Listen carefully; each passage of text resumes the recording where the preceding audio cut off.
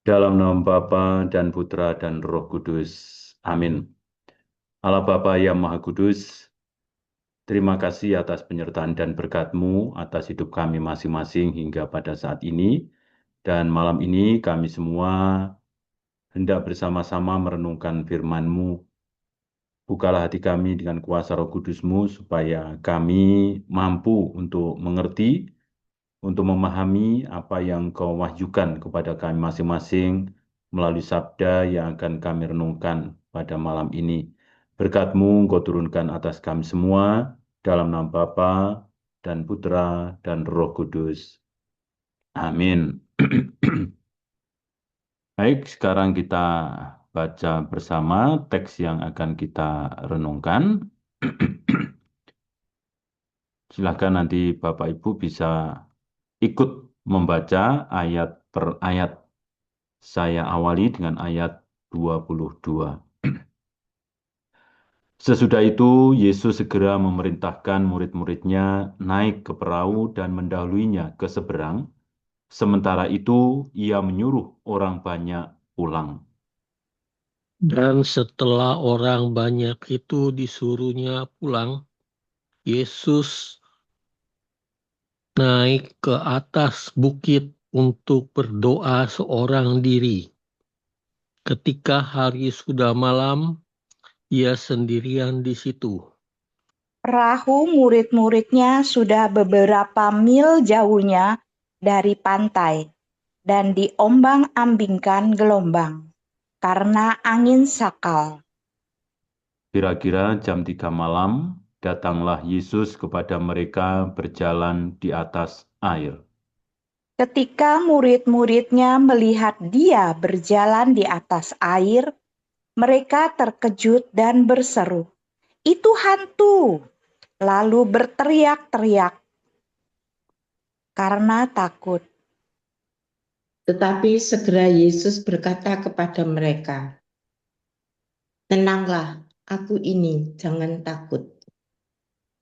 Lalu Petrus berseru dan menjawab dia, "Tuhan, apabila Engkau itu, suruhlah aku datang kepadamu berjalan di atas air." Kata Yesus, "Datanglah." Maka Petrus turun dari perahu dan berjalan di atas air mendapatkan Yesus. Tetapi ketika dirasanya tiupan angin, takutlah ia dan mulai tenggelam, lalu berteriak, "Tuhan, tolonglah aku." Segera Yesus mengulurkan tangannya, memegang dia dan berkata, "Hai orang yang kurang percaya, mengapa engkau bimbang?" Lalu mereka naik ke perahu dan angin pun redalah. Dan orang-orang yang ada di perahu menyembah dia, berkata, "Sesungguhnya engkau anak Allah." Demikianlah sabda Tuhan. Terpujilah Kristus.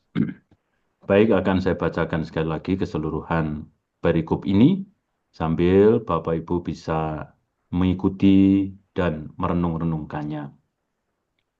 Sesudah itu, Yesus segera memerintahkan murid-muridnya naik ke perahu dan mendahuluinya ke seberang. Sementara itu, ia menyuruh orang banyak pulang. Dan setelah orang banyak itu disuruhnya pulang, Yesus naik ke atas bukit untuk berdoa seorang diri. Ketika hari sudah malam, ia sendirian di situ. Perahu murid-muridnya sudah beberapa mil jauhnya dari pantai dan diombang-ambingkan gelombang karena angin sakal. Kira-kira jam 3 malam datanglah Yesus kepada mereka berjalan di atas air. Ketika murid-muridnya melihat dia berjalan di atas air, mereka terkejut dan berseru, "Itu hantu!" Lalu berteriak-teriak karena takut. Tetapi segera Yesus berkata kepada mereka, "Tenanglah, aku ini, jangan takut." Lalu Petrus berseru dan menjawab, "Tuhan, apabila engkau itu, suruhlah aku datang kepadamu berjalan di atas air. Kata Yesus, datanglah. Maka Petrus turun dari perahu dan berjalan di atas air mendapatkan Yesus. Tetapi ketika dirasanya tiupan angin, takutlah ia dan mulai tenggelam lalu berteriak, Tuhan, tolonglah aku. Segera Yesus mengulurkan tangannya, memegang dia dan berkata, Hai orang yang kurang percaya, mengapa engkau bimbang? Lalu mereka naik ke perahu dan angin pun redalah. Dan orang-orang yang ada di perahu menyembah dia, katanya, sesungguhnya engkau anak Allah. Mari kita hening sejenak, kita renungkan sekali lagi perikop ini. Mari kita lihat bersama. Pertama, kita melihat konteks dari Injil ini. Dari perikop ini didahului oleh berbagai macam kegiatan Yesus dalam pengajaran dan pelayanan kepada umat. Jadi Matius bab 13 kita bisa melihat ada begitu banyak perumpamaan yang temanya kurang lebih berkaitan dengan keselamatan, lalu siapa yang akan diselamatkan dan siapa yang tidak, kemudian pemilahan di antara mereka yang akan diselamat dan yang tidak. Nah, kemudian kita juga mendengarkan kisah tentang penolakan terhadap Yesus. Nah, dengan peristiwa-peristiwa itu kita bisa melihat ada orang-orang yang takjub dan percaya. Tetapi juga ada yang tersinggung. Lalu berusaha untuk menyudutkan Yesus. Nah, kemudian setelah kisah-kisah itu dan dalam situasi yang semacam itu, Yesus tetap memberikan input kepada murid-muridnya. Jadi tetap mempersiapkan mereka dengan baik di dalam mendengarkan ajaran-ajarannya, di dalam memahami isinya, maupun di dalam bertindak. Dari kita sudah tahu, Yesus seringkali membedakan penjelasan yang diberikan kepada umat secara umum, orang yang mendengarkan dia, dan kepada para murid. Jadi secara umum, kebanyakan dia berbicara dengan perumpamaan, tetapi kepada para murid kita tahu dia menjelaskan detail tentang apa yang dia maksud dengan perumpamaan itu. Dan juga kepada murid-muridnya ini, dia memberikan banyak hal selain ajaran-ajaran itu juga kuasa lalu tuntunan untuk bertindak, melakukan pelayanan-pelayanan seperti yang dia kerjakan. Nah, kemudian kita juga melihat keterlibatan para murid di dalam karya pelayanan Yesus ini sangat kuat. Nah, misalnya di Matius bab 14 ayat 13 sampai 21 Yesus melibatkan para murid untuk mengurusi orang banyak yang pada waktu itu ya kemungkinan bisa kelaparan karena jauh dari tempat yang memungkinkan mereka untuk mendapatkan makanan. Nah, cara Yesus melibatkan mereka ini sekaligus juga menjadi cara bagi Yesus untuk mendidik para murid ini. Supaya mereka tidak hanya mengandalkan diri mereka, tapi juga mengandalkan Tuhan. Yang penting mereka mau memberikan diri, mereka mau terlibat, mereka mau berpartisipasi, Tuhan pasti akan melengkapi, menyempurnakan. Nah, kita tahu di dalam peristiwa Yesus memberi makan banyak orang itu, terjadilah mukjizat yang sangat luar biasa itu. Nah, di situ keterlibatan para murid terjadi dari kemauan mereka untuk ikut terlibat, kemauan mereka untuk ikut memberi diri kepada banyak orang itu. Nah, ini menunjukkan apa yang bisa mereka alami melalui kepercayaan kepada Kristus yang diutus oleh Allah. Jadi dalam banyak hal Yesus menegaskan hal ini. Mereka diminta untuk tidak hanya bertumpu pada diri mereka sendiri, tetapi bertumpu pada Tuhan.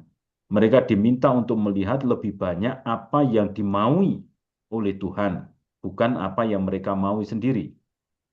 Sehingga mereka bisa menyesuaikan diri ketika berpartisipasi dan di situ bisa melihat bagaimana Tuhan bekerja melalui mereka, melalui peristiwa-peristiwa di sekitar mereka.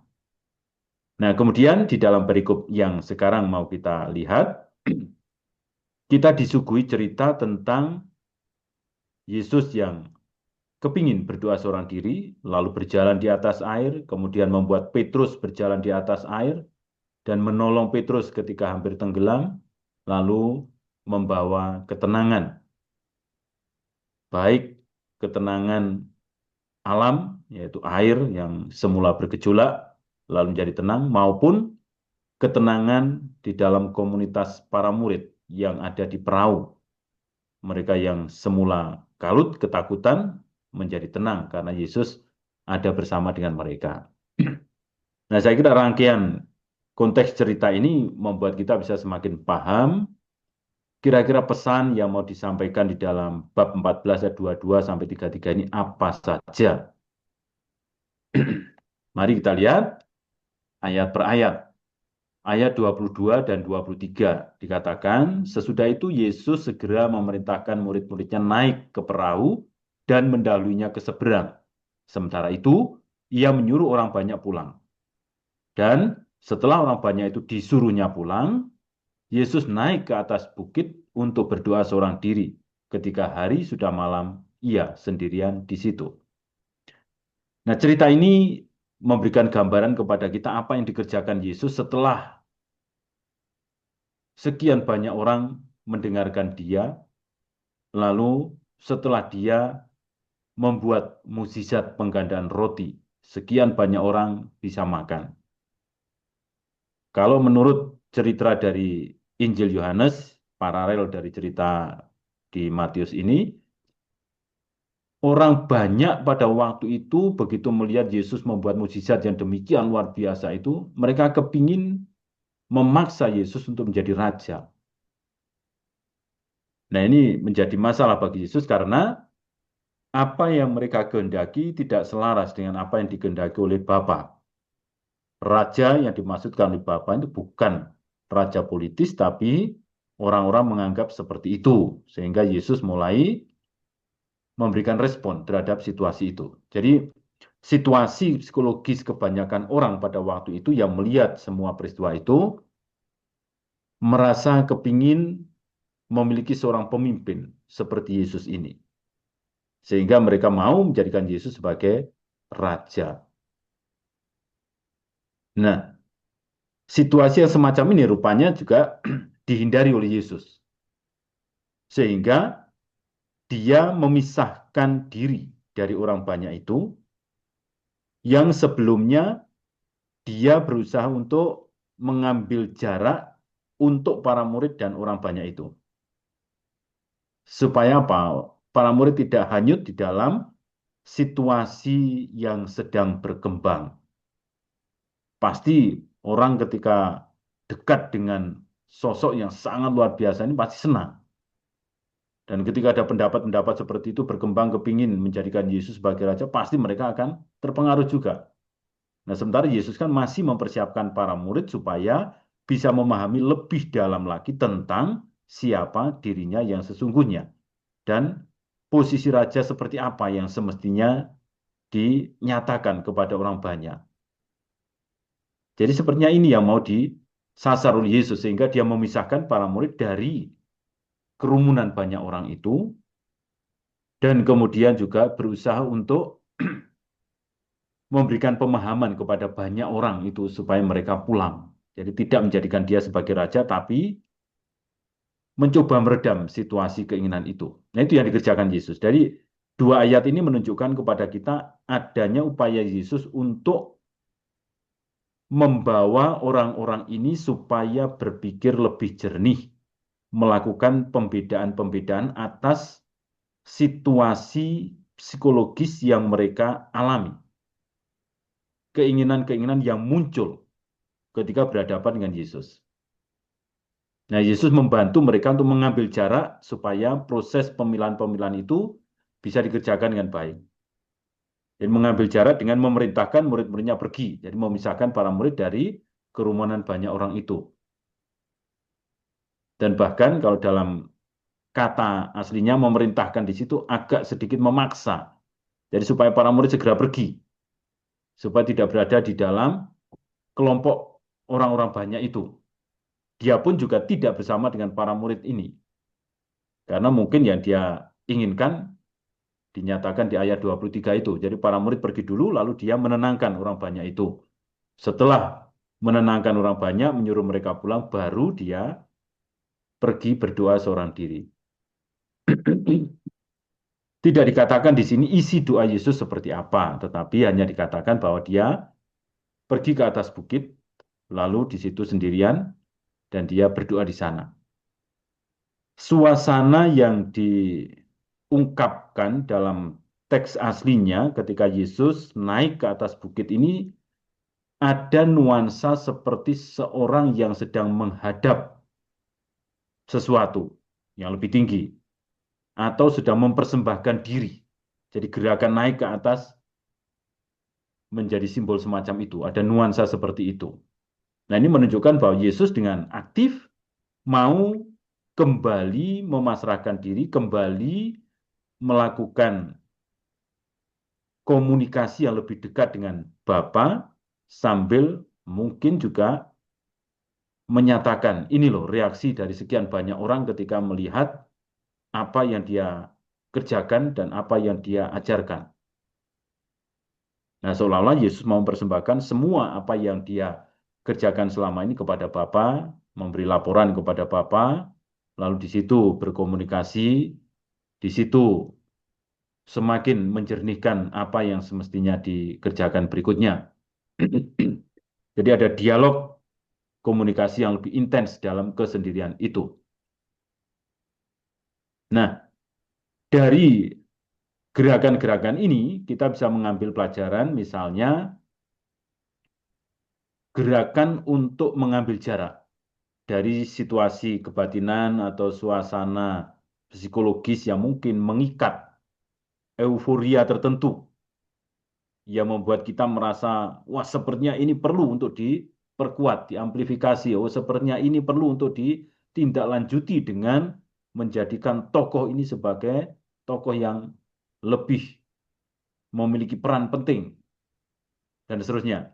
Jadi pendek kata ada suasana yang mungkin muncul di dalam diri kita karena pengalaman-pengalaman tertentu, euforia-euforia tertentu yang bisa menghanyutkan kita ke dalamnya, lalu kita tidak jernih melihat sebetulnya apa yang sedang terjadi. Nah, dengan cara Yesus untuk memilah-milah ini, memisahkan para murid dari orang banyak, lalu meminta orang banyak pergi, nah itu kelihatan bahwa dia kepingin masing-masing mengambil jarak dan tenang dulu. Nah, ini pelajaran yang sangat penting bagi kita untuk melihat pengalaman-pengalaman kita sendiri. Jadi seringkali ada pengalaman luar biasa tentang Tuhan, mungkin dalam doa kita mendapatkan pengabulan, mungkin peristiwa dalam hidup kita yang kita rasakan sebagai rahmat Tuhan yang begitu luar biasa, membuat kita terpesona lalu kita tercekat di situ atau terikat pada pengalaman itu. Nah, dengan cara Yesus yang memisah-misahkan ini, mengambil jarak, kita juga bisa mencoba mengambil jarak dari peristiwa-peristiwa itu, kendati peristiwanya mungkin menarik, kendati peristiwanya mungkin membuat kita merasa takjub. Tapi kita perlu untuk mengambil jarak, merenungkan apa sebetulnya yang sedang disampaikan oleh Allah. Pesannya apa, wahyunya apa. Jadi bukan kejadiannya. Jadi kalau melihat konteks ceritanya, mungkin para murid dan orang banyak juga kagum terhadap kejadian yang dikerjakan Yesus. Sementara mereka belum begitu jernih menangkap wahyu yang mau disampaikan Yesus melalui tindakan mujizat itu apa. Nah, ini penting untuk kita melakukan pembedaan-pembedaan atau yang sering disebut sebagai discernment. Lalu yang kedua, pesan tentang kesendirian bersama dengan Bapa. Ini juga menjadi sebuah poin penting bagi kita karena kita juga diajak untuk tidak larut dalam kesibukan-kesibukan. Kita menikmati kesendirian bersama dengan Allah. Bahkan Yesus pun juga selalu menekankan dan mengajarkan kepada kita untuk berkoneksi, terhubung dengan Bapa sendiri dalam doa. Dan keterhubungan itu dikatakan di dalam kesendirian.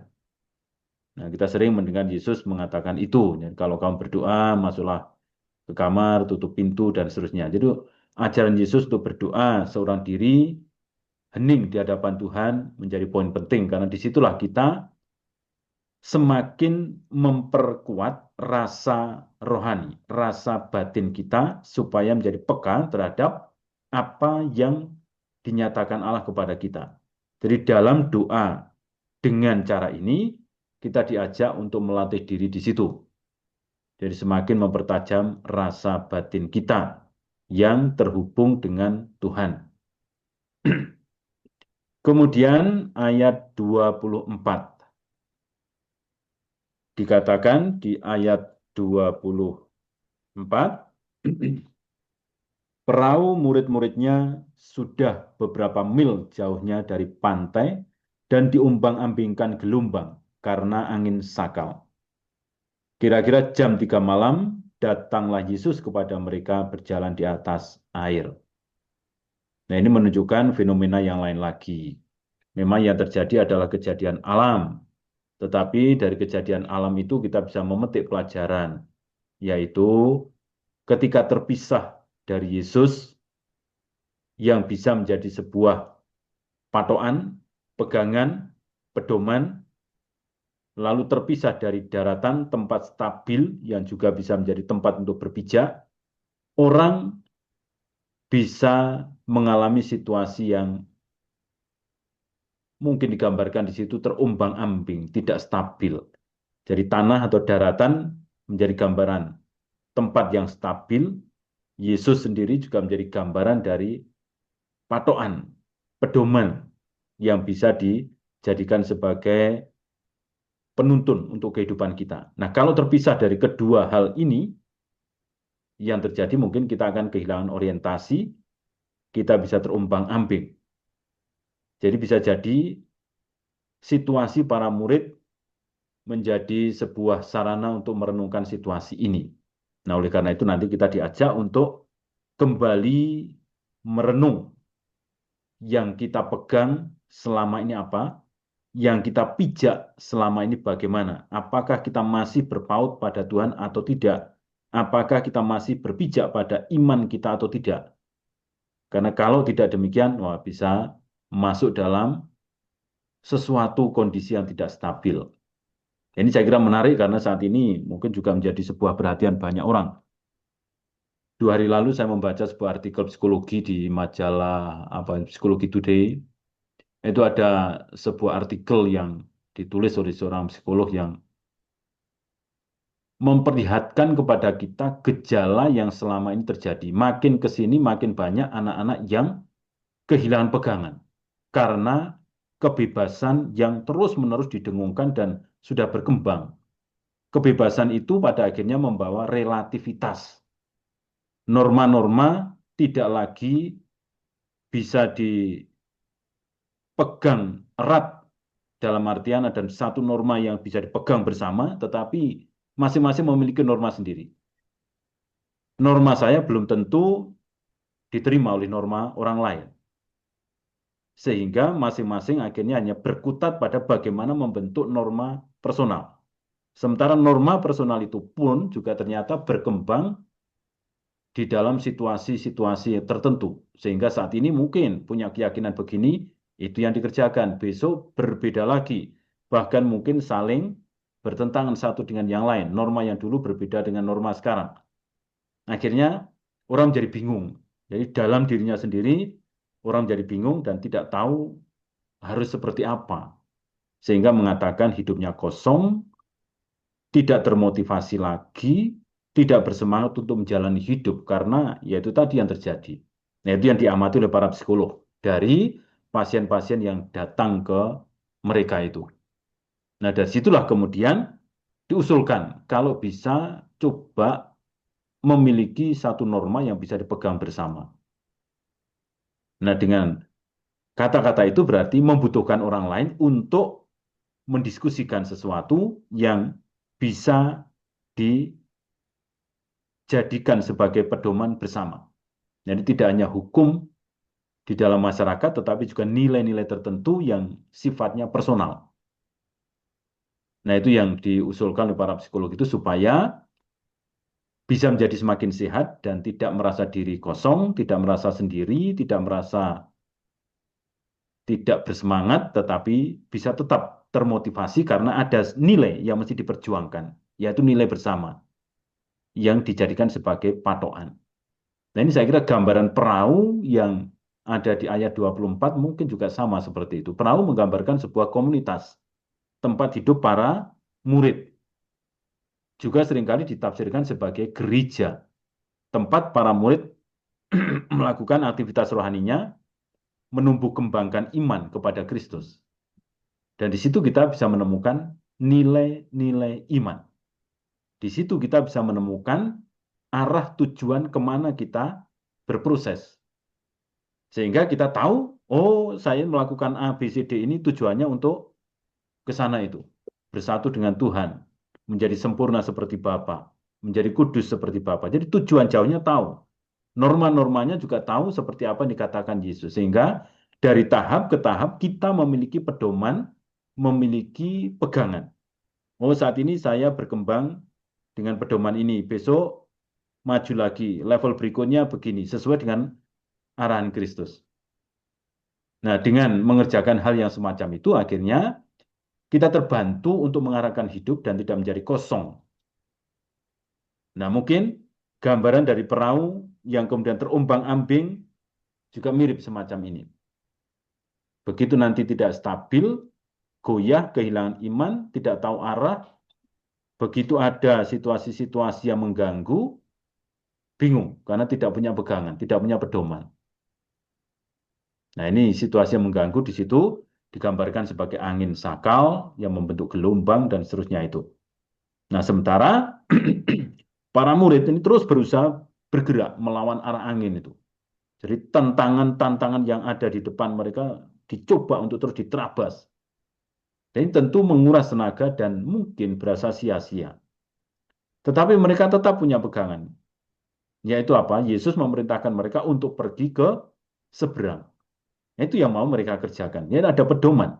Andai kata tidak ada pedoman, mungkin mereka juga akan menyerah lalu kembali. Daripada melawan arah angin, lebih baik mengikuti arah angin. Tetapi mereka diajak oleh Yesus untuk masuk ke dalam satu tujuan tertentu. Sehingga perjuangan mereka tentu bukan perjuangan yang sia-sia. Tetapi kenapa menjadi sia-sia? Nah, ini menjadi problem berikutnya. Karena bertumpu pada kekuatan sendiri. Jadi bisa menguras tenaga lalu merasa sia-sia karena seolah-olah saya ini berjuang sendiri.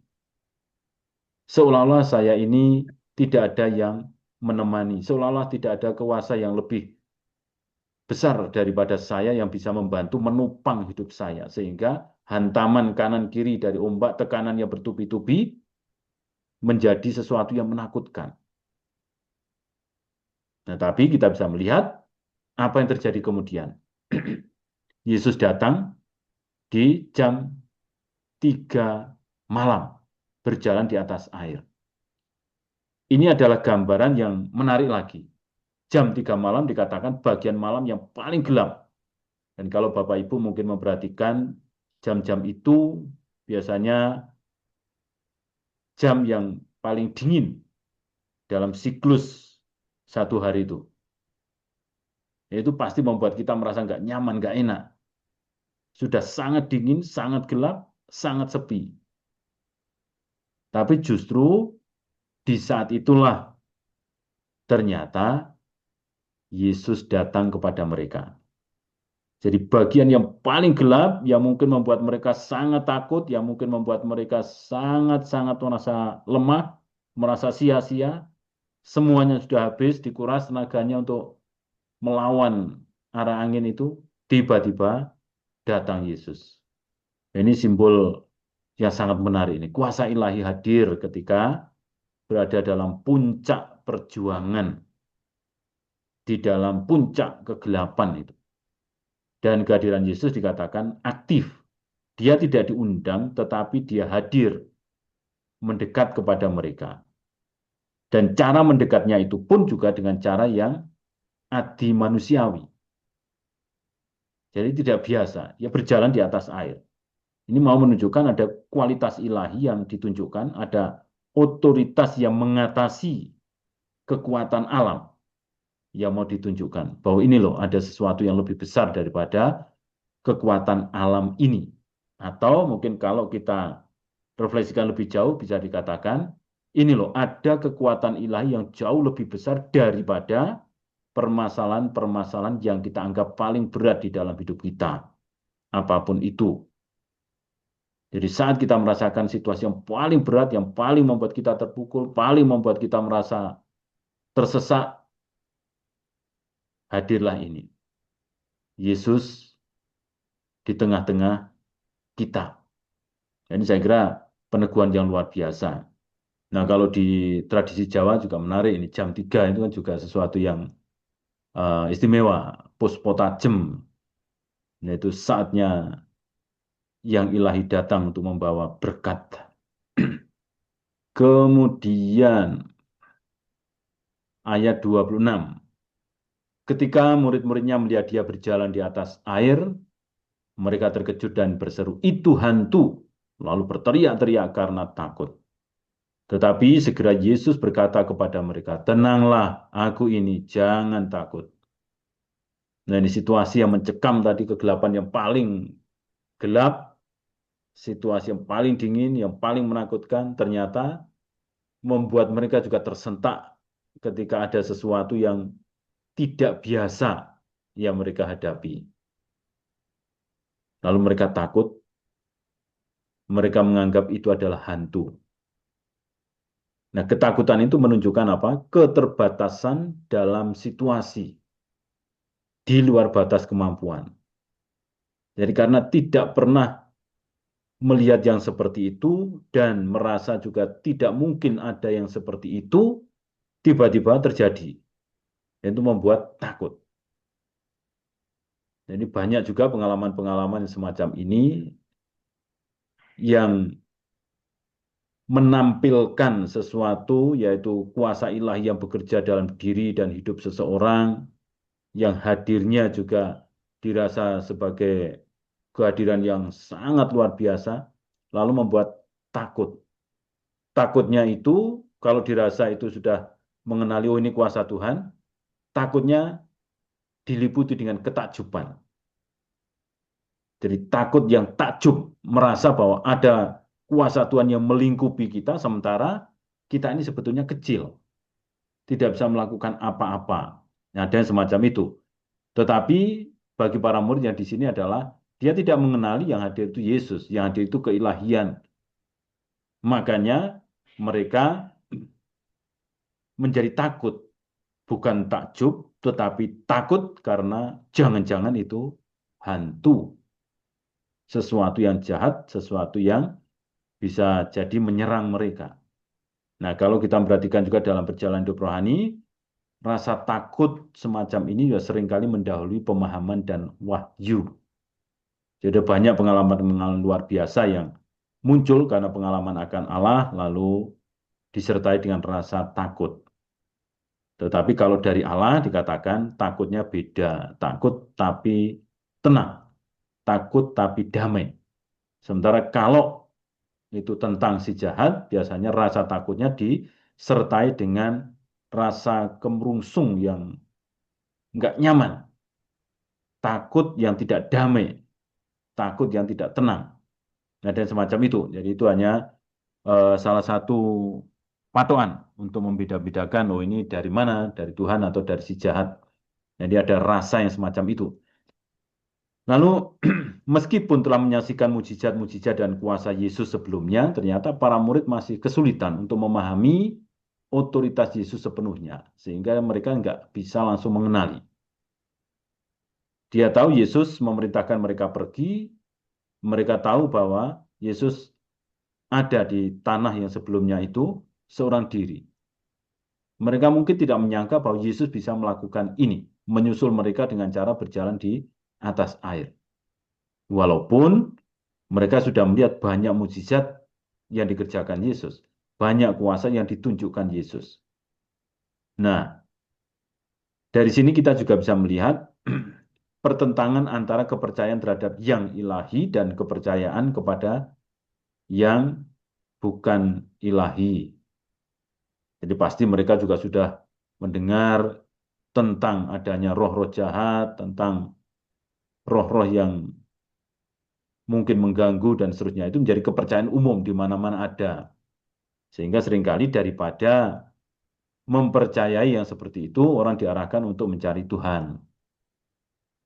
Nah, karena kenyataannya seringkali kita lebih terpana akan ketakutan-ketakutan terhadap yang seperti ini, hantu dan seterusnya itu, daripada takut dan takjub kepada Tuhan. Maka seringkali yang terjadi adalah di mana-mana melihat hantu. Oh, di sini hantu, di sana hantu. Kalau sebaliknya bagaimana? Di mana-mana melihat malaikat dan melihat kehadiran Tuhan. Nah, itu mungkin akan menjadi fenomena yang membalik semuanya itu. Walaupun juga mesti disertai dengan kebijaksanaan, karena tidak semua hal langsung diarahkan ke sana. Baik itu Tuhan maupun hantu, semuanya tetap mesti disikapi dengan bijaksana. Lalu momen ini menjadi sarana Yesus untuk mengungkapkan kehadiran dan otoritasnya yang menghibur dan menguatkan.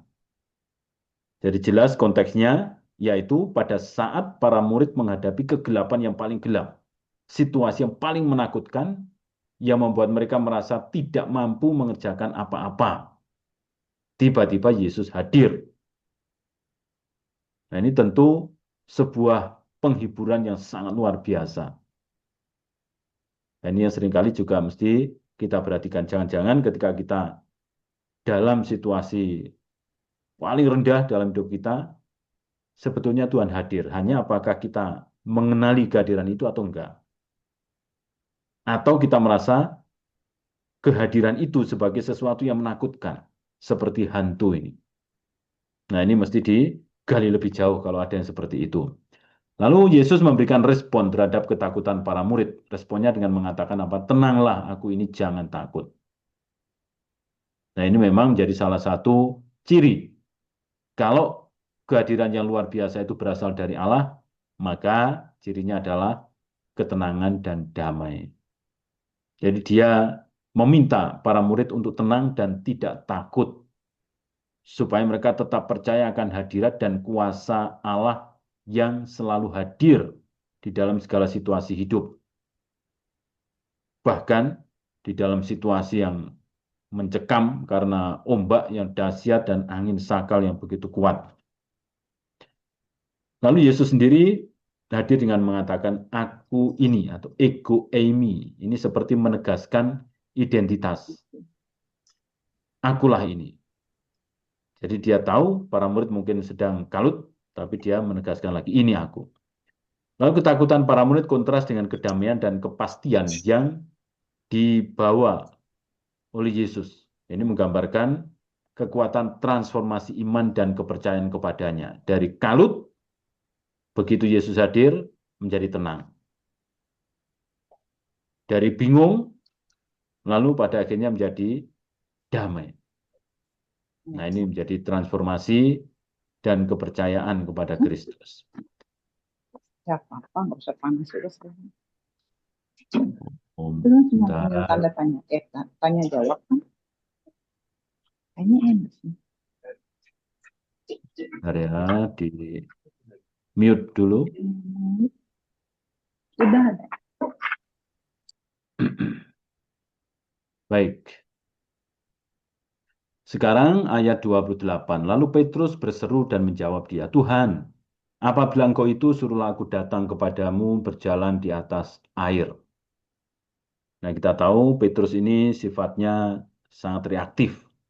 Jadi begitu ada gejala, merasakan sesuatu, kalau itu Tuhan langsung dia bereaksi. Jadi dia menjadi juru bicara bagi para murid, dia bersemangat dan berani.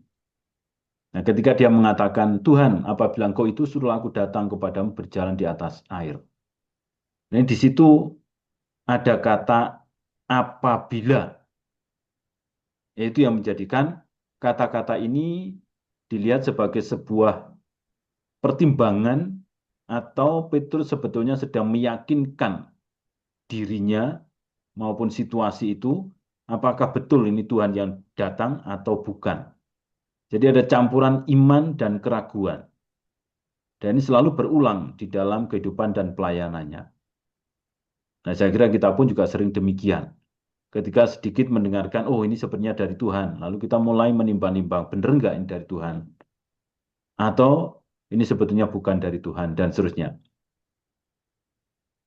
Nah, inilah yang dikatakan sebagai, di situ ada campuran antara iman dan keraguan.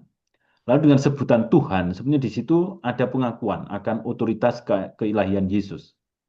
Tapi dengan frase jika engkau atau apabila engkau, ini mencerminkan ketidakpastian dan membutuhkan konfirmasi.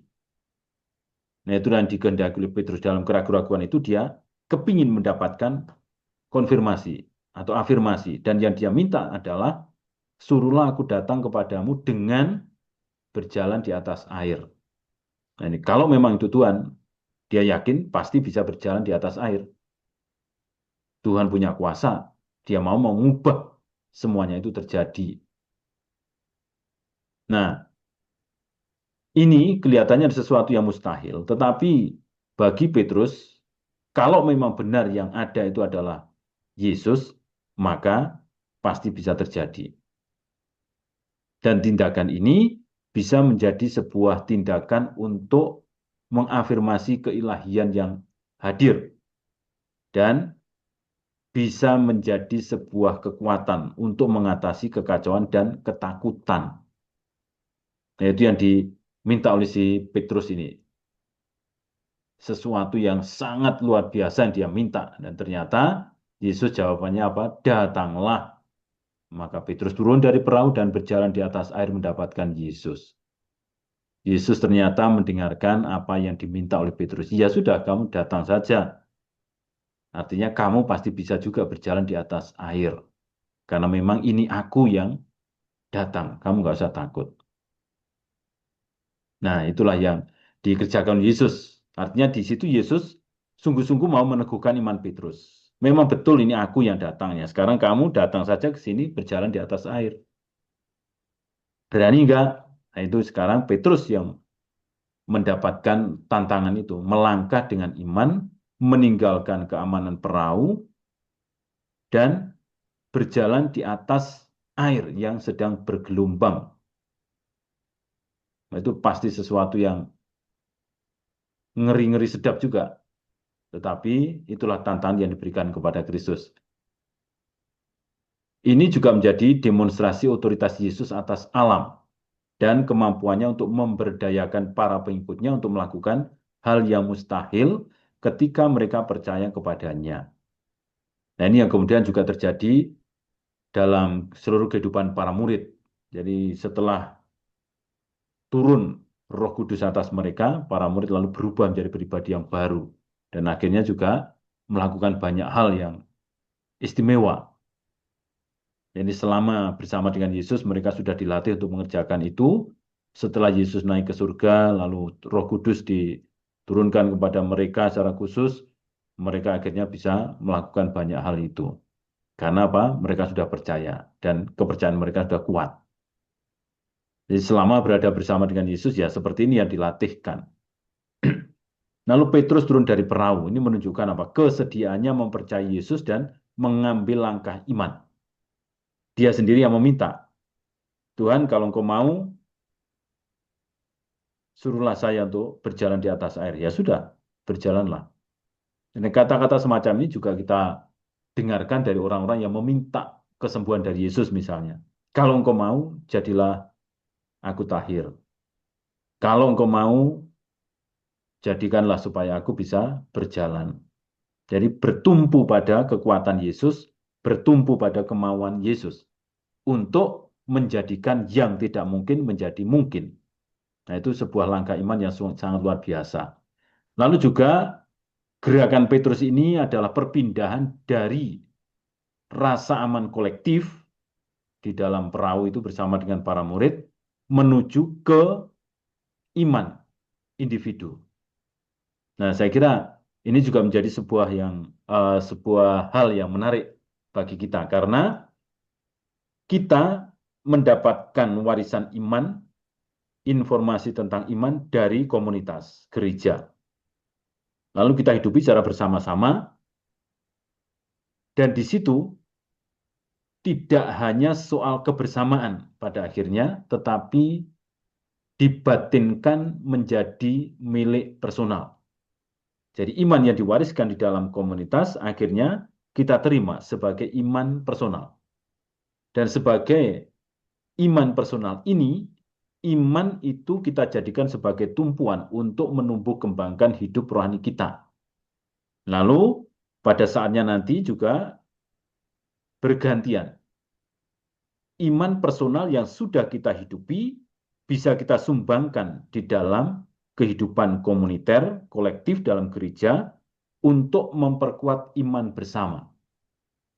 Maka tidak heran banyak kegiatan-kegiatan dalam kelompok, dalam lingkungan, dalam kring, atau dalam komunitas-komunitas doa yang diadakan.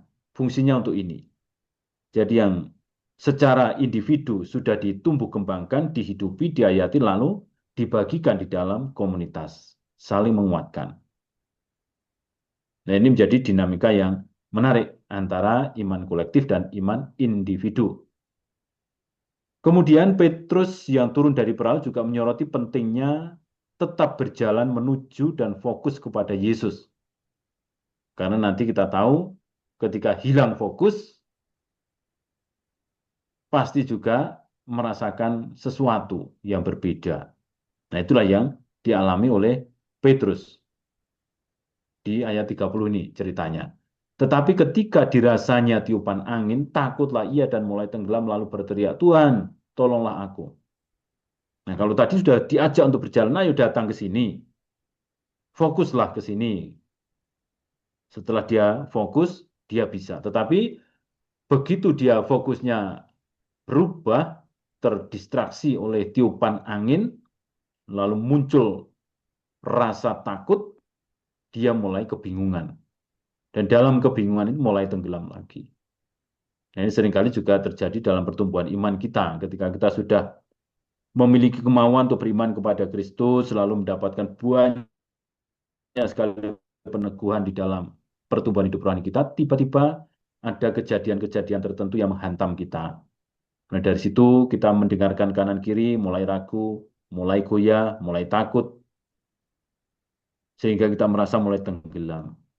Nah, kalau kita tidak berteriak seperti Petrus, mungkin kita tidak akan mendapatkan pertolongan, mendapatkan contoh dalam situasi bantuannya. Jadi kekuatan di sini fokus Petrus bergeser dari Yesus ke keadaan sekitar. Dan ini saya kira juga kecenderungan umum dari kita semua yang seringkali menghadapi hal-hal yang membuat kita kewalahan oleh tantangan langsung daripada tetap beriman. Lalu ada rasa takut di situ. Ini sebagai tanggapan alami kita semua terhadap bahaya yang menyergap kita, situasi hidup yang kita alami, yang mungkin membuat kita merasa tertekan, takut, dan seterusnya itu. Ini juga bisa menjadi sebuah pengingat akan pentingnya kepercayaan kepada Tuhan. Bahwa bahkan ketika keadaan tampak mengerikan. Jadi mesti tetap fokus, Tuhan tolong aku. Nah, tenggelamnya Petrus menjadi konsekuensi hilangnya iman atau konsekuensi dari mengalihkan pandangan dari Yesus. Dan fokus pada hal-hal yang menakutkan itu. Fokus pada situasi-situasi yang menekan itu. Sehingga melupakan Allah yang bekerja, membantu, mendukung, dan siap untuk terus-menerus menemani dalam perjalanan itu. Ini menjadi peringatan akan bahaya keraguan dan kebutuhan akan iman yang teguh. Seruan Petrus kepada Yesus adalah permohonan langsung kepada Yesus. Ini menunjukkan adanya pengakuan akan ketidakmampuannya di dalam menghadapi situasi dirinya, yaitu ketakutan-ketakutannya itu atas situasi sekitar. Dia nggak mampu melawan itu. Maka dia membutuhkan kekuatan lebih campur tangan ilahi, yaitu Yesus sendiri. Ini menjadi ungkapan singkat iman dan kepercayaan pada kuasa Yesus untuk menyelamatkan. Yesus hadir, Yesus pasti menyelamatkan. Jadi kalau kita lihat rangkaian ceritanya juga menekankan hal itu bahwa Yesus selalu hadir di tengah-tengah situasi para murid. Kemudian segera Yesus mengulurkan tangannya memegang dia dan berkata, "Hai orang yang kurang percaya, mengapa engkau bimbang?" Nah, tindakan ini menggarisbawahi kesiapsiagaan Yesus untuk menyelamatkan dan menunjukkan otoritasnya atas alam. Juga menunjukkan campur tangan dan dukungan ilahi yang tidak lepas. Nah, ini tentunya bisa menjadi sebuah bahan refleksi kita juga. Apakah kita merasakan kehadiran yang ilahi di dalam setiap persoalan hidup kita, setiap kegalauan-kegalauan kita, atau kita sama sekali tidak bisa merasakan hal itu?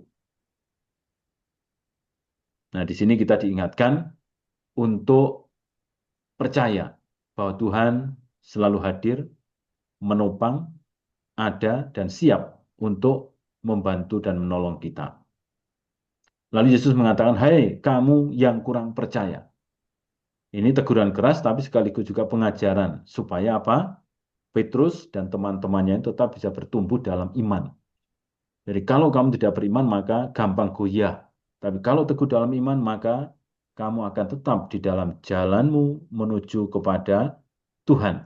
Walaupun caranya kelihatan mustahil. Jadi berjalan di atas air kan kelihatan mustahil. Tetapi nyatanya Petrus bisa karena fokus pada Tuhan. Dan akhirnya menjadi tenggelam karena fokusnya berbeda. Nah, iman bukan hanya tentang kepercayaan awal ketika kita mungkin mengatakan, ya saya percaya. Tetapi juga sekaligus ketekunan dan kepercayaan dalam menghadapi segala situasi termasuk ketakutan dan keraguan. Nah, ini juga untuk lebih bergantung pada Yesus yang merupakan perwujudan kesetiaan dan kuasa ilahi. Jadi jelas sekali yang ilahi mewajukan diri dengan cara seperti itu untuk meneguhkan supaya kita bertumpu pada yang ilahi dan bukan pada diri kita sendiri. Kita tetap berjuang, kita tetap bekerja, tetapi kita juga perlu untuk menyerahkan seluruh pekerjaan kita dalam penyertaan Tuhan. Lalu Yesus juga mengatakan, "Mengapa engkau bimbang?" Nah, pergumulan batin yang dihadapi Petrus antara iman, kepercayaan kepada Yesus, dan ketakutan akan situasi gelombang yang menakutkan itu. Jadi rupanya keraguan-raguan menjadi penghalang untuk mengalami kepenuhan kuasa dan kehadiran Allah. Ingat dalam Yakobus bab 1 ayat 6. Orang beriman didorong untuk terus-menerus meminta dengan iman tanpa ragu. Lalu ayat 32. Lalu mereka naik ke perahu dan angin pun redalah. Ayat 33. Dan orang-orang yang ada di perahu menyembah dia katanya, "Sesungguhnya engkau anak Allah." Tindakan kembali ke perahu menandakan kembalinya keselamatan dan stabilitas setelah campur tangan ilahi. Jadi kembali kepada komunitas, kembali kepada gereja, kembali kepada himpunan orang-orang yang percaya. Karena di situ hadir yang ilahi. Jadi dari iman personal yang dihidupi masing-masing di dalam situasi hidup sendiri-sendiri, sekarang digabungkan lagi di dalam kebersamaan ini. Nah, di situ juga menekankan perlunya mengandalkan Kristus yang selalu siap mengulurkan tangan kepada siapa, kepada mereka yang memanggilnya. Lalu angin pun reda. Nah, ini kembali menunjukkan otoritas Yesus atas unsur-unsur alam yang berfungsi untuk memperkuat iman dan juga pemahaman mereka tentang sifat ilahinya. Kedamaian yang dibawa Yesus ke dalam kehidupan orang percaya menenangkan badai kehidupan dan memberikan jaminan akan kehadiran dan kuasanya. Nah, ini saya kira sesuatu yang sangat luar biasa. Jadi angin yang reda menandakan ini semua. Yesus datang membawa damai. Yesus datang membawa ketenangan. Yesus datang membawa jaminan akan kesiapsediaannya, akan kehadirannya, dan akan kuasanya untuk membantu dan menolong kita. Lalu para murid menyembah Dia. Nah, kata menyembah ini tentu memberikan makna yang mendalam, mengakui sifat ilahi Yesus.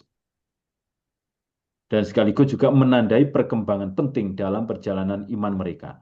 Setelah pengalaman yang begitu dahsyat yang adi manusiawi itu, akhirnya mereka bisa mengakui menyembah Yesus.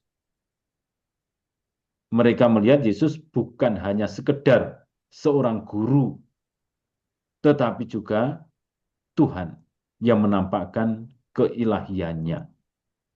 Nah, saya kira kita juga bisa mereview pengalaman-pengalaman kita tentang Tuhan. Mungkin ada pengalaman-pengalaman yang dahsyat yang akhirnya membuat kita merasa takjub dan takut.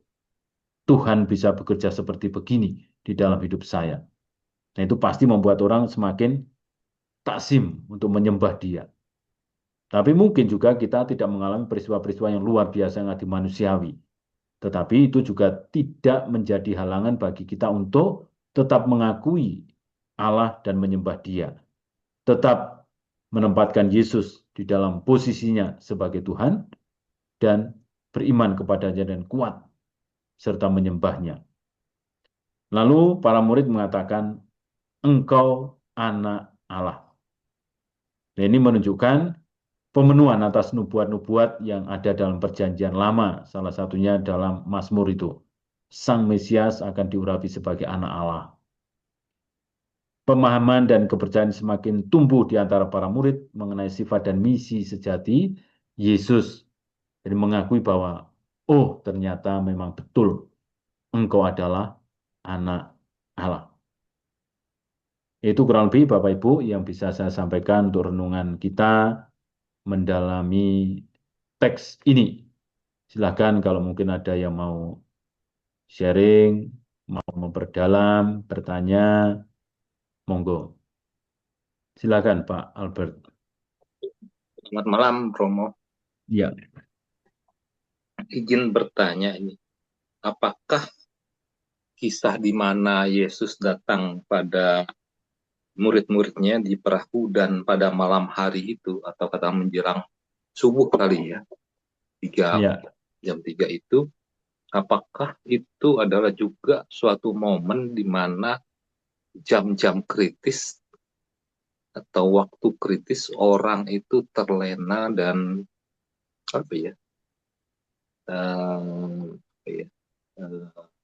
terlena ngantuk, kalau saya bilang, maksudnya memusatkan diri jadi dalam keadaan yang paling lemah begitu, dan sehingga tidak berdaya, terus mempunyai hantaman dan tantangan yang begitu besar sehingga mereka jadi panik atau kadang-kadang kehilangan kekuatan.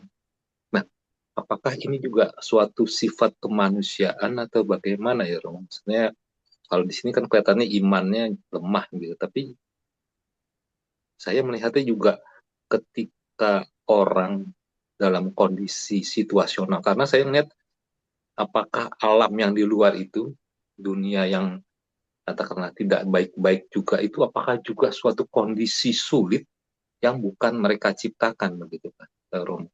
Maksudnya kondisinya eksternal, bukan dari internal mereka, sehingga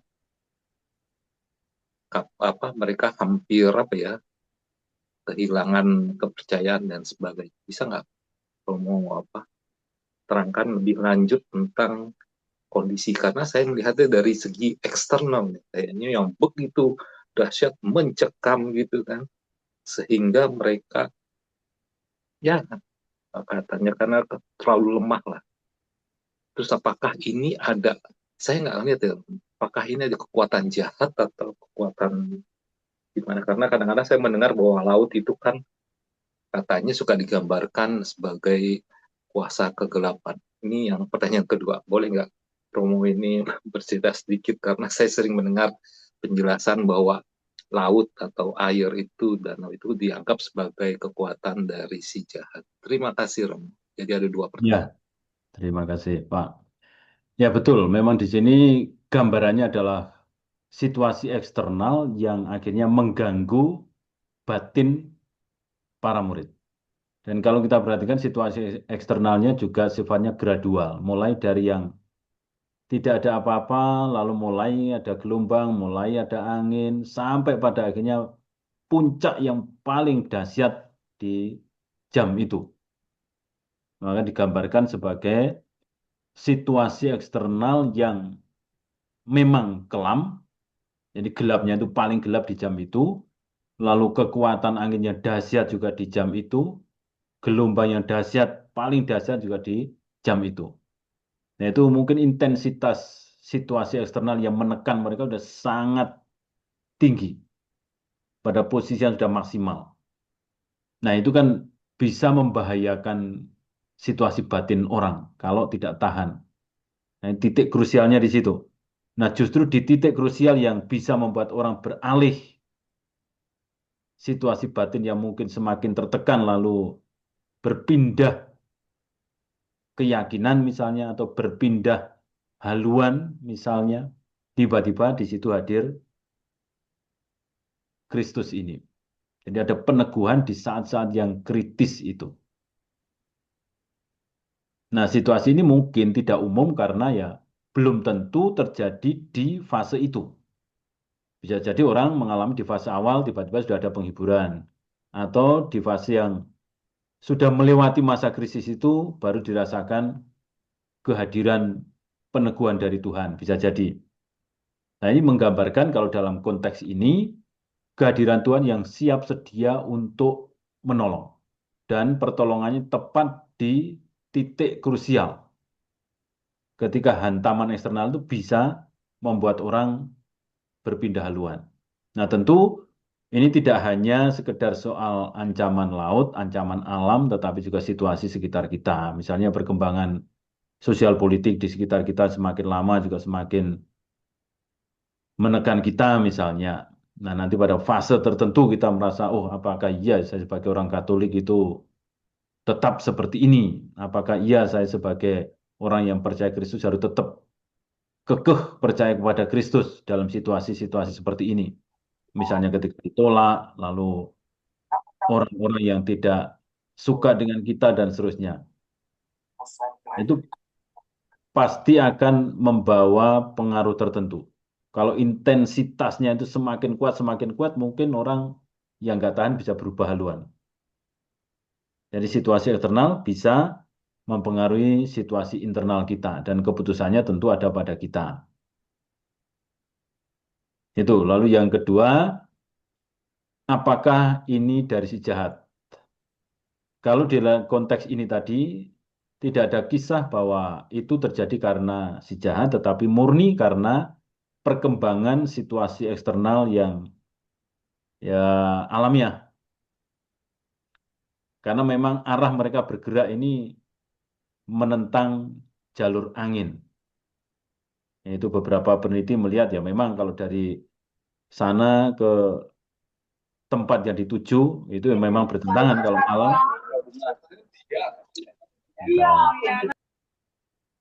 Karena kalau malam kan angin dari laut ke darat itu pasti kenceng kan. Nah itu memang secara alami begitu, tapi kok diterjang terus karena Yesus menghendaki mereka mesti menyeberang. Jadi situasi yang alamiah yang mesti diatasi atau dikendalikan oleh mereka dan ternyata mereka juga nggak mampu mengendalikan itu semua. Jadi bukan kekuatan si jahat kalau dalam konteks ini.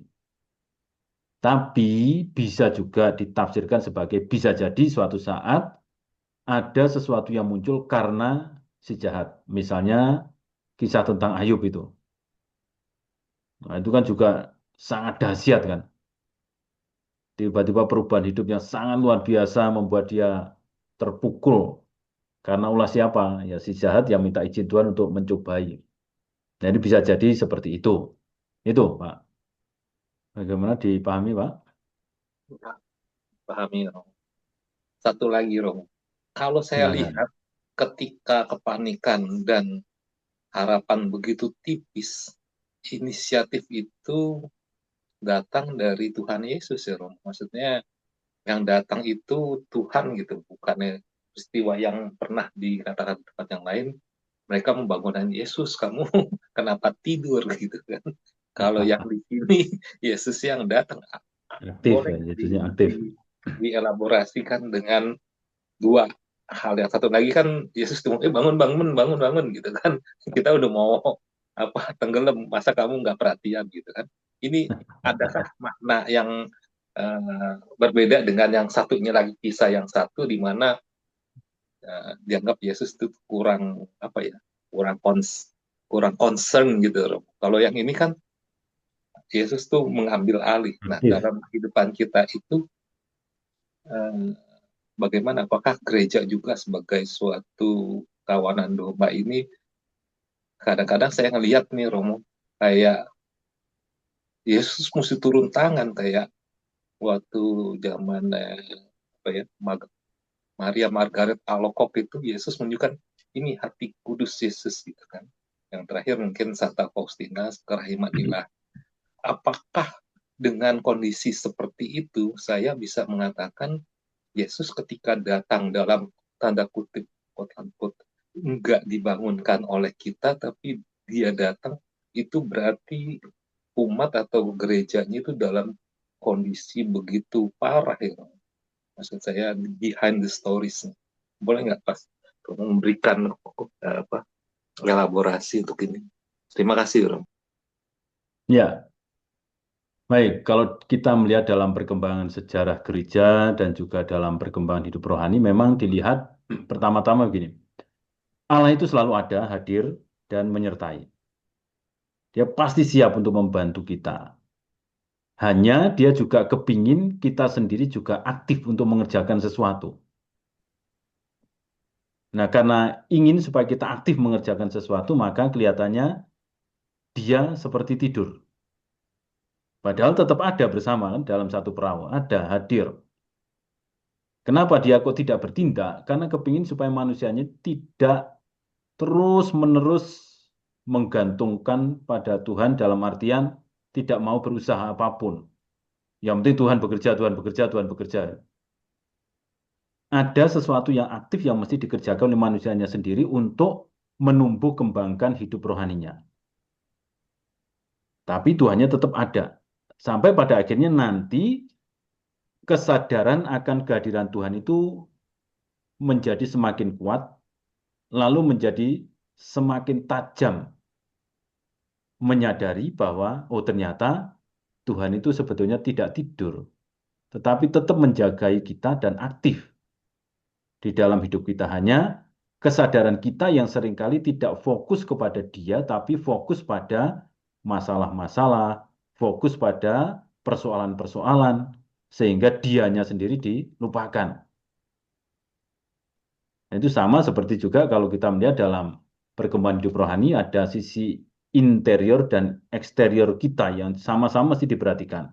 Dan ketika kita mengerjakan sesuatu yang lebih terpusat pada situasi eksterior kita, seringkali yang interior itu terlupakan. Nah, yang interior itu menjadi wahana bagi kita untuk menyadari Tuhan seperti apa.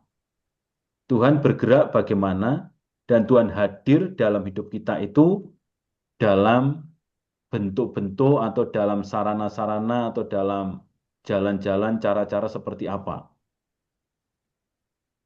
Itu makanya kita diajak untuk melakukan interiorisasi hidup rohani, untuk memperhatikan bagian internal kita. Nah, itulah yang seringkali kalau saya sendiri menyebutnya sebagai rasa rohani. Kepekaan kita itu mesti diperkuat. Kalau rasa batin kita ini menjadi kuat, kita akan menjadi semakin paham. Oh, ternyata Tuhan ada dan dia tidak tidur. Kenapa kita anggap tidur ya? Karena kita tidak pernah fokus kepada dia. Kita fokusnya pada situasi sekitar. Baru ketika tidak mampu, baru menoleh kepada Tuhan. Padahal Tuhan ada, hadir. Gitu. Jadi dua-duanya mesti tetap berjalan. Kita tetap melatih rasa batin kita, menyadari kehadiran Tuhan dalam diri kita, yang kita anggap sebagai Tuhan yang tidur itu, tapi sekaligus juga menyadari kehadiran Tuhan yang aktif. Lalu kalau merujuk pada semangat Karmel, nah itu juga menarik lagi. semakin kita bergerak aktif, kita juga akan semakin menemukan Tuhan yang bekerja aktif di dalam kehidupan kita. Asalkan fokusnya pada Tuhan. Maka fase-fase awal kehidupan rohani kan kita mesti terus bergerak dengan latihan-latihan askese itu, entah puasa, pantang, dan seterusnya itu. Tapi di dalam aktifnya kita itu, Tuhan bergerak membentuk kita pelan-pelan mengikuti apa yang kita kerjakan itu.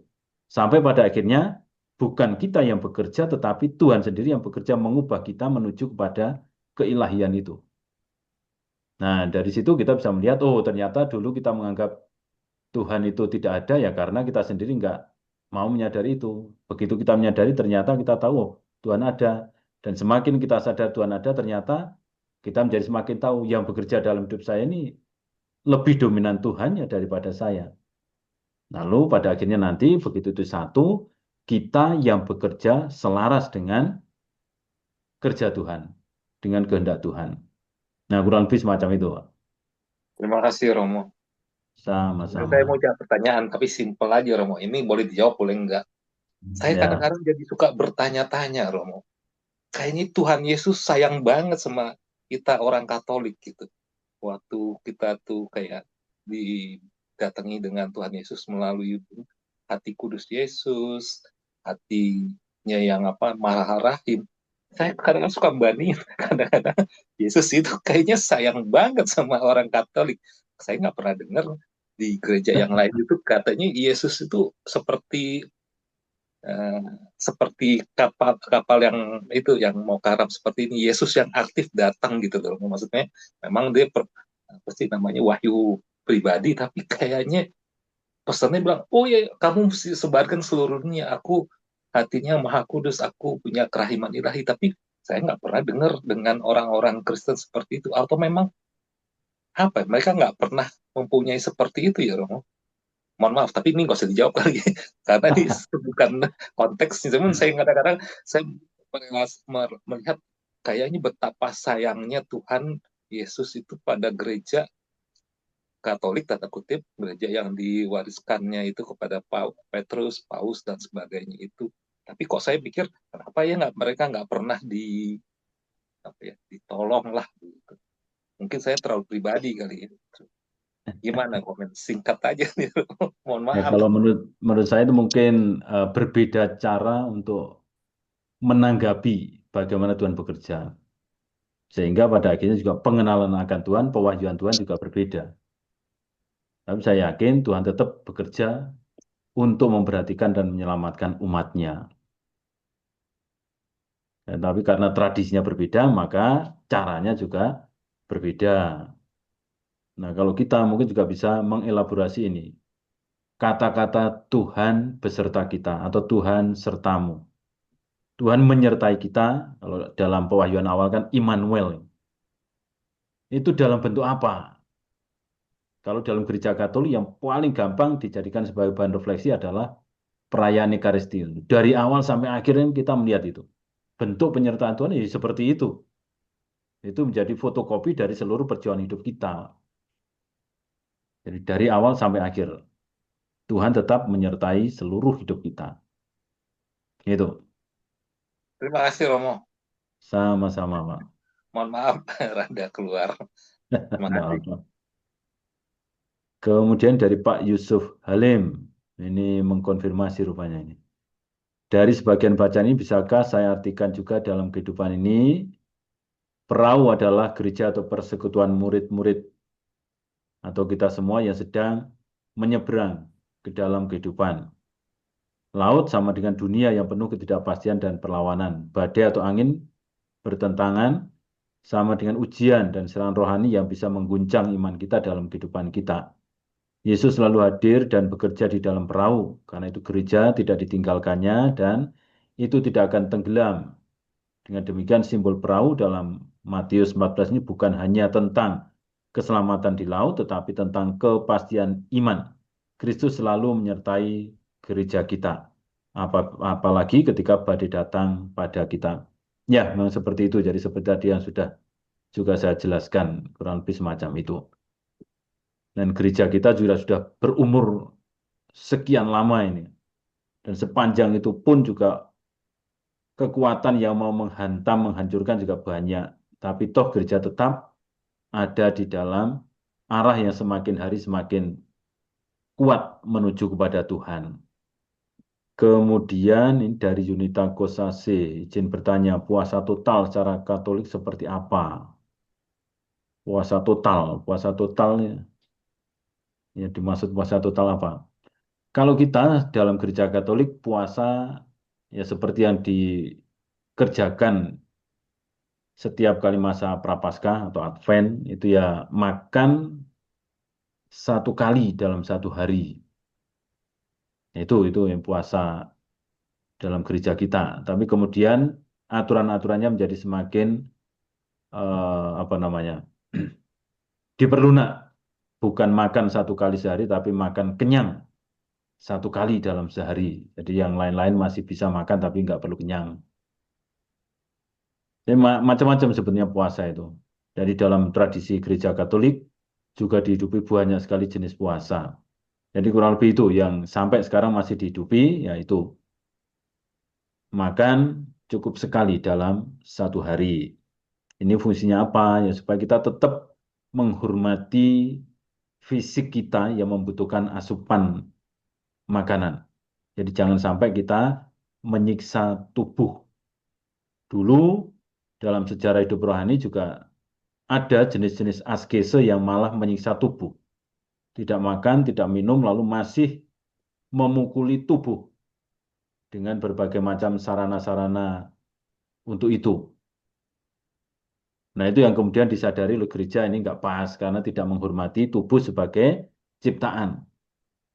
Yang lebih tepat adalah kita mencoba mengendalikan keinginan-keinginan tubuh ini supaya selaras dengan apa yang diinginkan Allah, bukan menolak.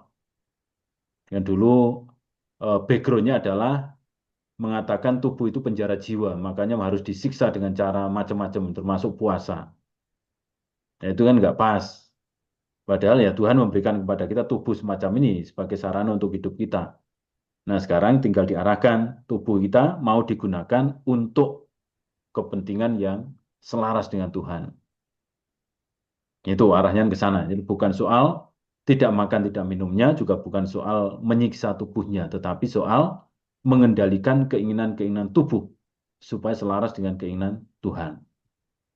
Ini terus dari Redmi 9C. Terima kasih atas pengajaran yang sangat mendalam, memberi pengertian sangat dalam tentang kehadiran Yesus. Ya, terima kasih kembali. Mungkin ada lagi yang mau sharing mungkin? Romo, Ya, silakan. kalau saya lihat dari banyak Injil ya, ini Yesus itu begitu luar biasa. Dan juga saya merasa beruntung karena saya hidup tidak di zaman Yesus. Kalau saya hidup di zaman Yesus, saya mungkin akan seperti murid-muridnya yang ya seperti Petrus yang begitu takut ya mau.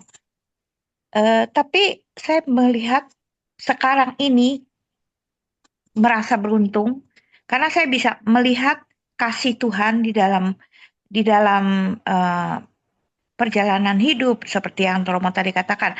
Jam 3 malam itu adalah masa saya mungkin ya di dalam kehidupan yang paling mungkin paling menyusahkan lah istilahnya gitu kan.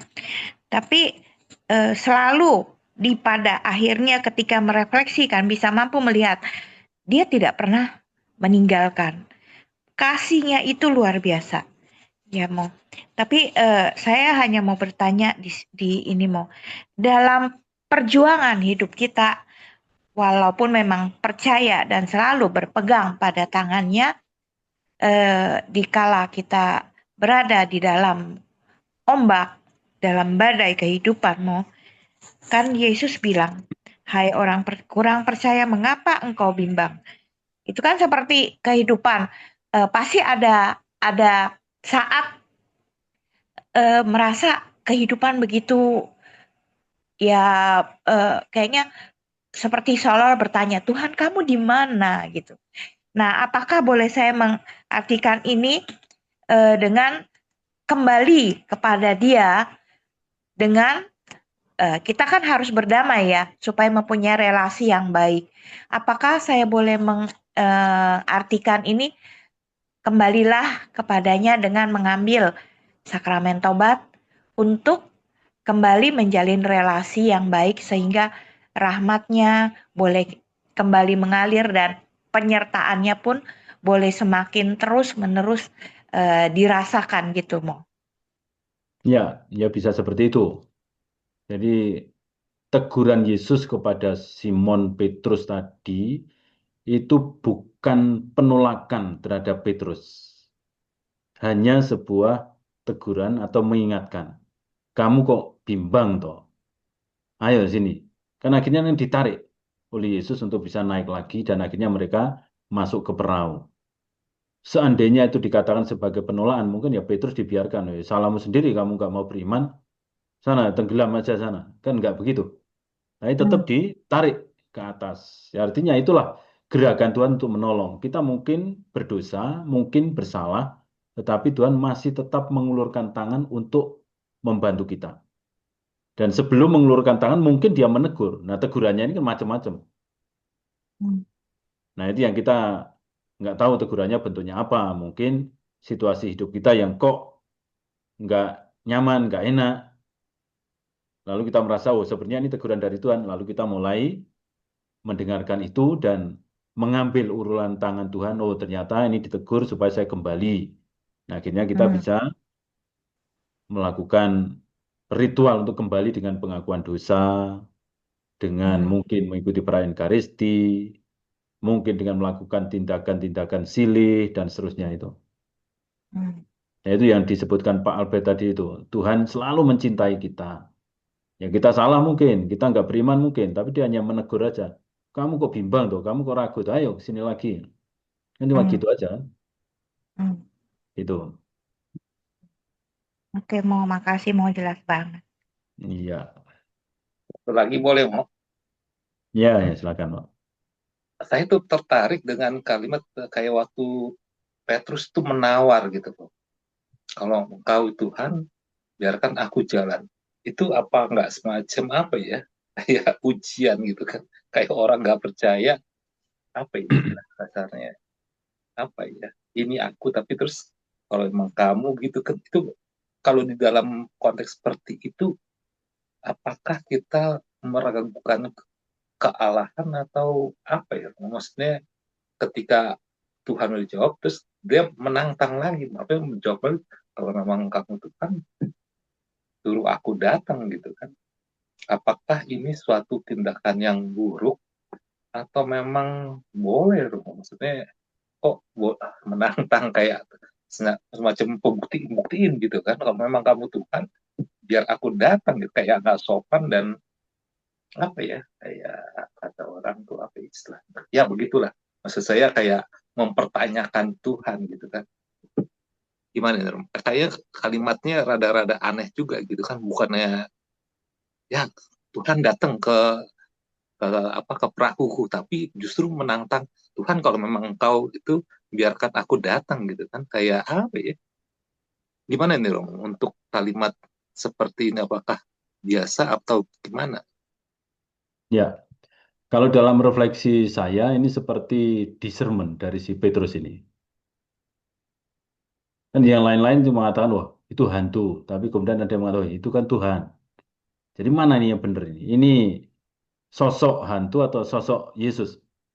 Nah, untuk mencari kejelasannya, kemudian dia mengatakan hal itu. Tuhan, kalau memang itu engkau, ya jadikanlah aku supaya bisa datang kepadamu dengan cara berjalan di atas air ini. Dan mungkin ini bagian dari Petrus untuk mempertajam itu. Yang sekarang hadir ini apa? Ini proses discernment. Artinya dalam batinnya dia tidak menolak bahwa itu adalah Kristus. Tetapi dia juga ragu apakah sungguh itu Kristus. Jadi bukan penolakan, bukan sebuah kata-kata untuk menghujat, tetapi ini bagian dari mempertajam. Apakah engkau yang hadir? Hanya mungkin syaratnya tadi yang mungkin agak, wah ini kok kurang ajar beri syarat seperti itu. Kalau bisa spesifik kan, sekarang saya harus bisa jalan di atas air. Ya, memang ada yang seperti itu, artinya orang-orang yang mencoba untuk berdiscernment, mempertajam kehadiran Tuhan dengan Tuhan kalau memang dari engkau kasih tanda-tanda, lalu di list itu. Oh nanti tandanya begini, tandanya begini, tandanya begini. Ada yang memang seperti itu, ya, ada yang terjadi, ada juga yang tidak. Nah ini mesti terbuka. Dalam segala macam hal yang kita sampaikan kepada Tuhan, kita mesti terbuka. Mungkin Tuhan akan mengabulkan itu, mungkin juga tidak. Karena mungkin Tuhan berbicara dengan cara yang berbeda dari apa yang kita inginkan.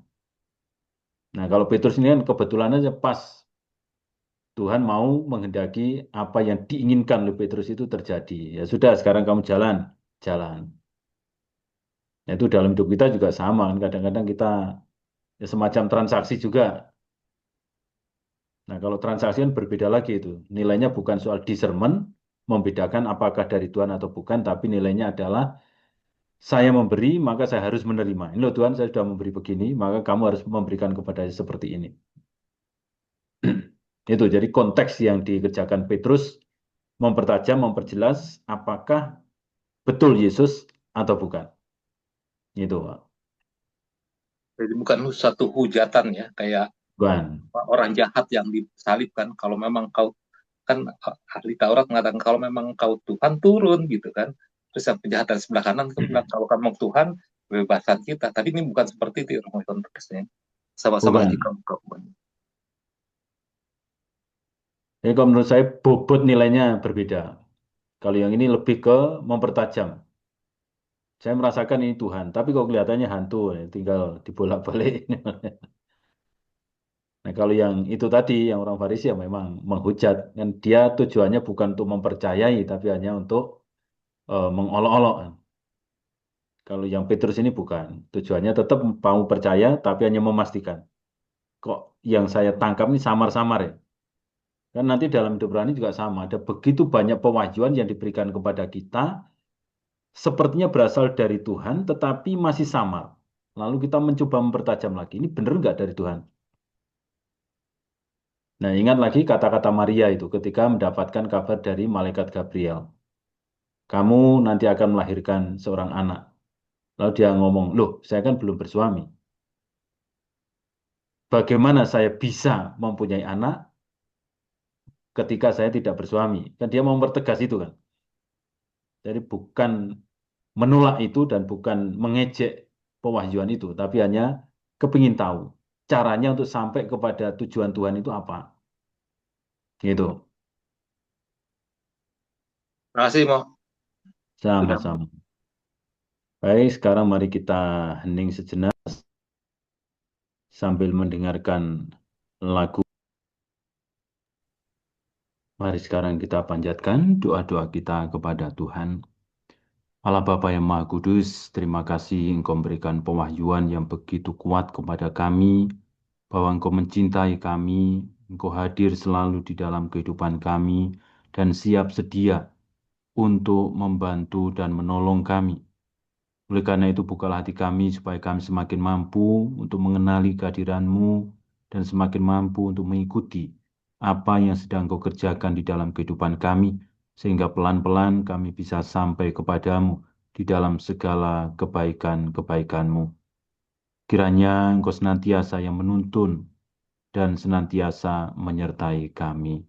Marilah kita mohon. Kabulkanlah doa kami ya Tuhan.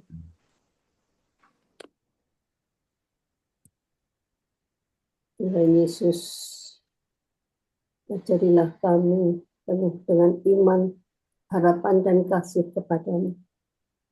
Karena kau mampukan kami untuk mencintai Engkau lebih dalam lagi dan mengenal Engkau lebih dalam lagi. Kepadamu kami mohon. Kabulkanlah doa kami ya Tuhan. Ya Tuhan Yesus, kami juga memohon kepadamu, bila kami sedang berada di dalam kondisi lingkungan masyarakat dan negara kami yang kurang baik dan juga menjadi gelap dan juga penuh tantangan yang membuat kami menjadi lelah, menjadi panik, bahkan mengalami putus asa di dalam kondisi lingkungan kami yang tidak mudah dan tidak bersahabat. Kami memohon kepadamu ya Tuhan, datanglah, bersegeralah menolong kami, membantu kami, menguatkan kami, agar kami kembali memperoleh terang rahmat-Mu, memperoleh kekuatan iman kami, bahwa Engkau selalu menyertai kami, dan Engkau ada bersama kami untuk menyelamatkan kami, memberikan kami pengharapan, memberi kami kehidupan. Biarlah kami juga mampu menolong orang-orang yang membutuhkan pertolongan, bantuan di dalam masa-masa sulit mereka. Biarlah kami dapat menjadi saksi-Mu, menjadi perantara-Mu bagi mereka untuk meraih kembali harapan, meraih kembali kasih-Mu, meraih kekuatan daripada-Mu untuk memperoleh ketenangan, kedamaian, sukacita yang datang daripada. Marilah kita mohon. Kabulkanlah doa kami, Tuhan.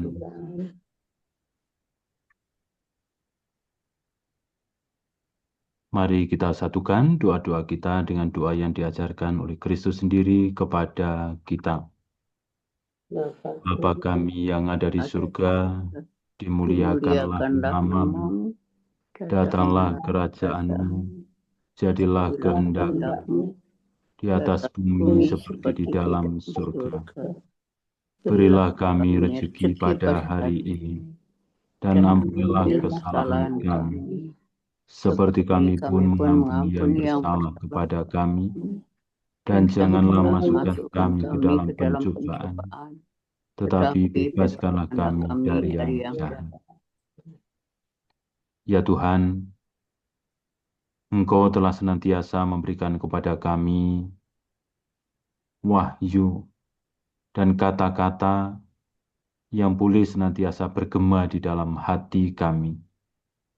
Biarkanlah dengan kata-kata firman-Mu, kami semua melangkah di dalam perjalanan kehidupan kami menuju kepada-Mu, di dalam segala penyertaan dan dukungan-Mu.